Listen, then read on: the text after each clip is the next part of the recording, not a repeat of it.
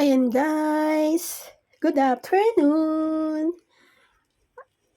Magluluto na naman po ako ng sweetie soup. Ayan. Nakikita niyo yung aking mga ingredients, di ba? Hindi ko alam kung anong tawag niyan sa English, kahit sa Chinese. Kayo na po ang bahala kung anong tawag diyan. Pero yung pong ito po ay dried coconut. Yan, yung puti na to. Ito. Yan, dried coconut po yan. Tapos, nilagyan ko siya ng dried orange peels. At saka, meron din siyang, tawag dito, brown dates. Ayun ang brown dates. Tapos, meron din siyang preserve.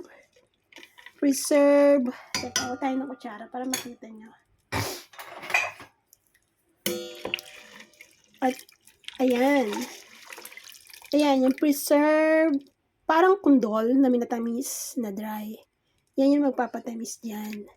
At saka yung brown dates. Yan, yung dry brown dates. Yun, yung brown na yan. So, masarap to guys. Masarap talaga siya. Sana makatikim kayo ng mga ganitong mga Chinese soup. Saka maganda to sa katawan ng tao. Diba? So, ayan, pinakita ko lang sa inyo. Later, makikita nyo kung anong klase na pag naluto na siya.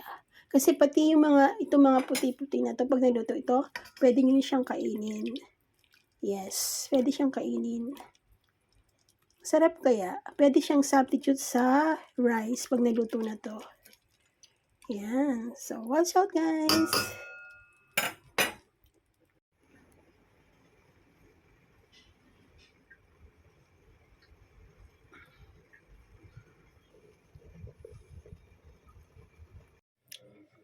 Ito na yung ating sweetie soup. Ayan, luto na. At ito yung ingredients. See? Pwede po siyang kainin din. Para siyang binatog na maliliit ito. You see guys? Ayan. Pwede nyo siyang lagyan ng sugar or condensed milk. Napakasarap. Okay guys, thank you for watching. Please don't skip my ads. Follow for more.